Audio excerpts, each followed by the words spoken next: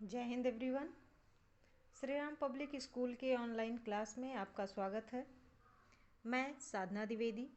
पिछले वीडियो में मैंने आप लोगों को संस्कृत का पाठ 2 पढ़ाया था, जिसका शीर्षक था कर्ता कारका प्रथमा विभक्ति, जिसमें मैंने आपको कर्ता कारक चिन्ह के बारे में बताया था और उससे संबंधित वाक्य जो थे वो पढ़ के बताए थे। आज मैं आप लोगों को संस्कृत का पाठ 3 पढ़ाऊंगी, जिसका शीर्षक है कर्म कारका, यानी कर्म कारक के चिन्ह वाले वाक्य इसमें आपको पढ़ने को मिलेंगे। तृतीय पाठ कर्म कारका द्वितीय विभक्ति, और विभक्ति जो है वो द्वितीय विभक्ति है। तो अब हम चलते हैं अपने पाठ की तरफ। तो ये संस्कृत का तृतीय पाठ है, जिसका शीर्षक है कर्म कारकः द्वितीय विभक्ति। तो अब हम आप लोगों को इसे पढ़कर इसका अर्थ बताएंगे। ध्यानपूर्वक सुनिएगा। अयं रंगपुरः नामकं ग्रामम अस्ति। यह रंगपुर नामक ग्राम यानी गांव है। अत्र एका नदी वहति। यहाँ एक नदी बहती है। अत्र मीन्स होता है यहाँ, एका मीन्स एक। एका का प्रयोग स्त्रीलिंग के लिए प्रयोग होता है। पुल्लिंग के लिए एका होता है और स्त्रीलिंग के लिए एका होता है। तो अत्र मीन्स यहाँ, एका मीन्स एक, नदी मीन्स नदी, वहत मीन्स बहती है। यहाँ एक नदी बहती है। नदीम उभयतः वृक्षाः सन्ति। नदीम मीन्स होता है नदी के, उभयतः मीन्स दोनों ओर, वृक्षाः मीन्स बहुत सारे वृक्ष, संति मीन्स हैं। नदी के दोनों ओर वृक्ष हैं। ग्रामीकम परितः ग्रामीणाः सन्ति। ग्रामीकम मीन्स होता है ग्राम प्रधान, यानी गांव प्रधान। जो गांव के प्रधान होते हैं उन्हें संस्कृत में ग्रामीकम कहते हैं। तो ग्रामीकम मीन्स ग्राम प्रधान, परितः मीन्स के चारों ओर, ग्रामीणाः मीन्स गांववासी, गांव में रहने वाले लोग, गांव वाले लोग, संत मीन्स हैं। ग्राम प्रधान के चारों ओर ग्रामवासी हैं।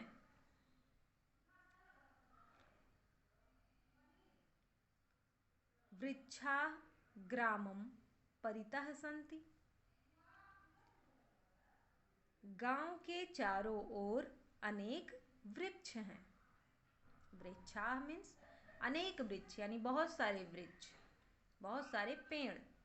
ग्रामम मीन्स गांव, परितः मीन्स चारों ओर, सन्ति मीन्स हैं। तो गांव के चारों ओर अनेक वृक्ष हैं। एकः ग्रामीणः ग्रामीकम अवदत्। एकः मीन्स एक, ग्रामीणः मीन्स गांव वाला, एक गांव वाला, ग्रामीकम मीन्स ग्राम प्रधान से, अवदत् मीन्स बोला। एक गांव वाला ग्राम प्रधान से बोला। भो ग्रामीकः, भो मीन्स हे, ग्रामीकः मीन्स ग्राम प्रधान। हे ग्राम प्रधान, वयम न्यायम याचामः। वयम मीन्स होता है हम, न्यायम मीन्स न्याय, याचामः मीन्स मांगते हैं। वयम न्यायम याचामः, हम न्याय मांगते हैं। न्यायम देहि, न्यायम मीन्स न्याय, देहि मीन्स दीजिए, न्याय दीजिए। अयम विद्या मंदिरम अस्ति। यह विद्या का मंदिर है। अयम मीन्स होता है यह, विद्या मंदिरम यानी विद्या का मंदिर, अस्ति मीन्स है। एक के लिए अस्ति का प्रयोग होता है अगर बहुत सारे लोग हैं या बहुत सारी चीज़ें हैं तो उसके लिए संति का प्रयोग होता है। अत्र छात्रा विद्याध्ययनम कुर्वन्ति। अत्र मीन्स यहाँ, छात्रा मीन्स बहुत से छात्र, विद्याध्ययनम मीन्स विद्या का अध्ययन, कुर्वन्ति मीन्स करते हैं। यहाँ बहुत से छात्र विद्या का अध्ययन करते हैं। ज्ञानम बिना धनम ना लभते। ज्ञानम बिना यानी ज्ञान के बिना, धनम मीन्स धन, ना लभते मीन्स नहीं प्राप्त होता है। ना मीन्स नहीं, लभते मीन्स प्राप्त होता है।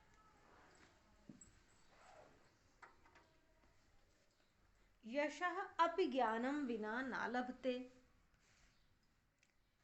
यशः यानी यश, अपि मीन्स भी, ज्ञानम मीन्स ज्ञान, बिना मीन्स के बिना, ज्ञान के बिना, ना मीन्स नहीं, लभते मीन्स प्राप्त होता है।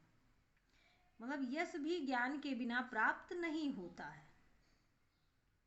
ना तो धन और ना ही यश, ये दोनों चीजें बिना ज्ञान के नहीं मिल सकती। अतः, अतः यानी इसलिए, अतः मीन्स होता है इसलिए। अतः बालकाः विद्यालयं प्रतिगच्छन्ति। इसलिए बालक विद्यालय की ओर जाते हैं। विद्यालयम प्रति यानी विद्यालय की ओर, गच्छन्ति यानी जाते हैं। तत्र ते संस्कृतं पठन्ति। तत्र मीन्स वहाँ, ते मीन्स वे, संस्कृतम मीन्स संस्कृत, पठन्ति मीन्स पढ़ते हैं। वहाँ वे संस्कृत पढ़ते हैं। पाठम स्मरन्ति च। और चा मीन्स होता है और, पाठम मीन्स पाठ, स्मरन्ति मीन्स याद करते हैं, और पाठ याद करते हैं। चा बाद में लिखा होता है लेकिन उसका प्रयोग पहले होता है, ठीक है। तो और चा का मतलब हो गया और, पाठम मीन्स पाठ, स्मरन्ति मीन्स याद करते हैं। रामः श्यामः माधुरी लतां च हाटं गच्छन्ति। राम, श्याम, माधुरी और लता, चा लगा है लता के बाद ना, तो वो हो जाएगा और।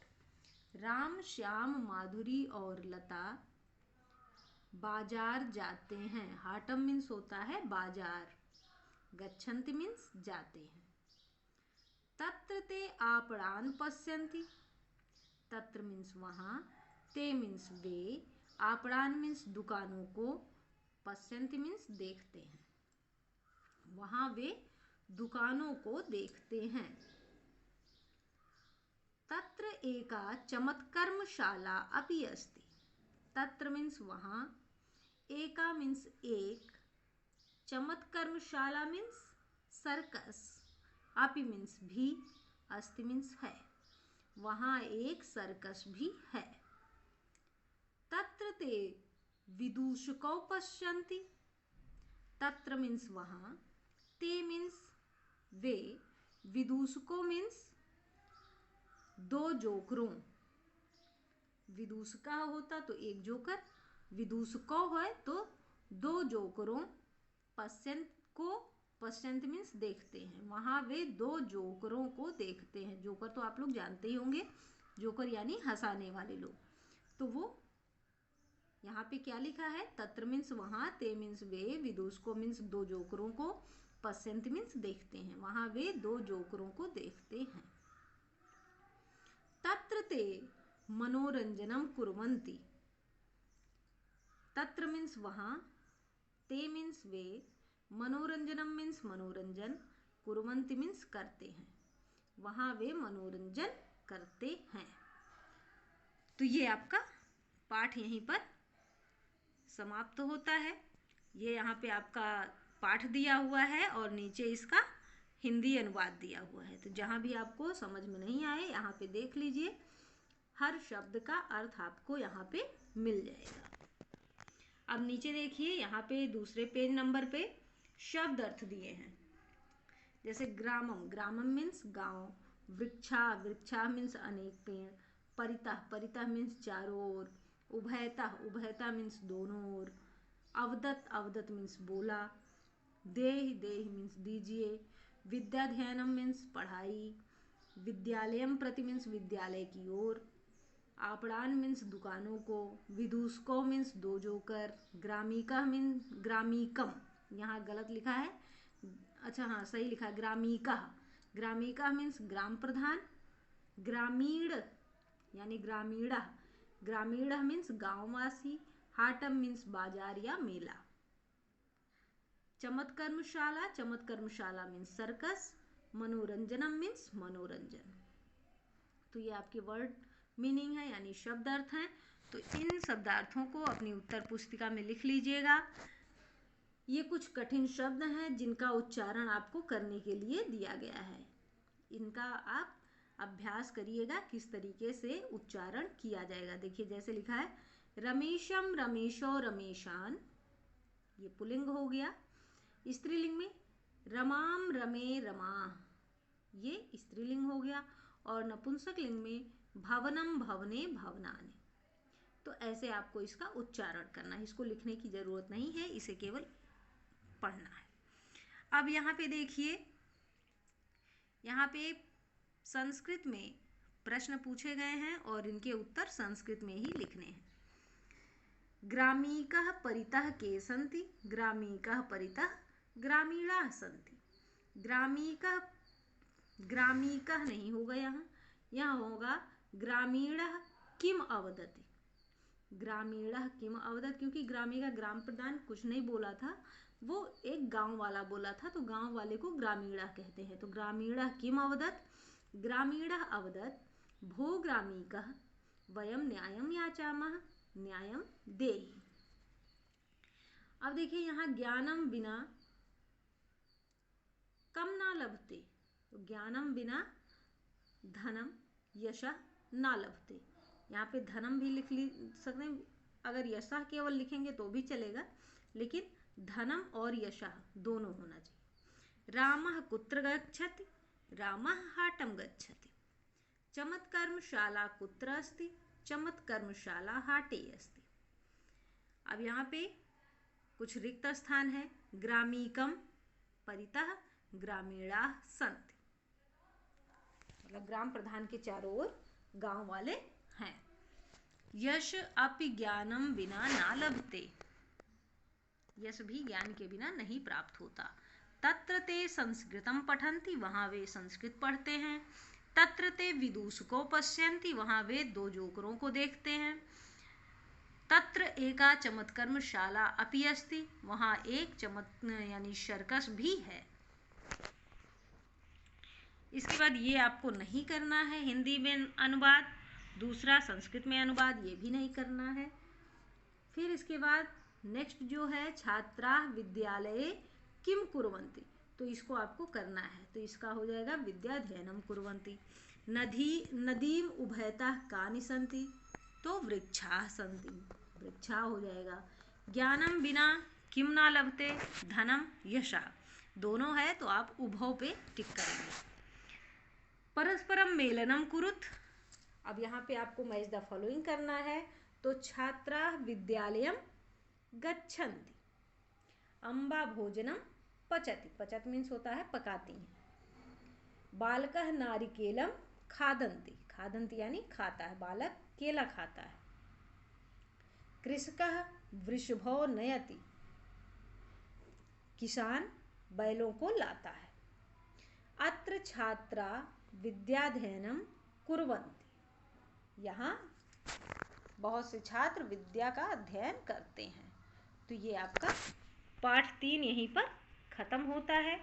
अब आप इसमें जितने एक्सरसाइज मैंने बताए हैं उस एक्सरसाइज को और प्रश्न उत्तर को अपनी उत्तर पुस्तिका में लिख लीजिएगा और याद कर लीजिएगा।